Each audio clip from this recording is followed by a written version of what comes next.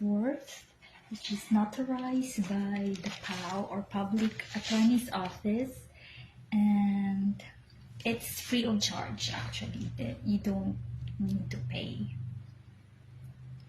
So that's it. So it's Attorney Fatima. Okay.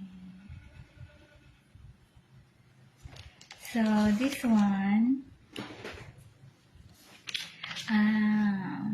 this is called Sidula, which is a community tax certificate, which is from the municipality you are in. This is for the taxpayers actually. So it's worth 329 for teacher 1.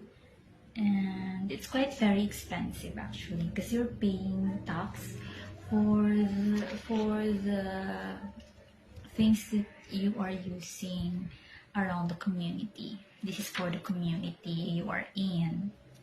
So for teacher 1, I have to pay 329. It's quite expensive for me. So this is done.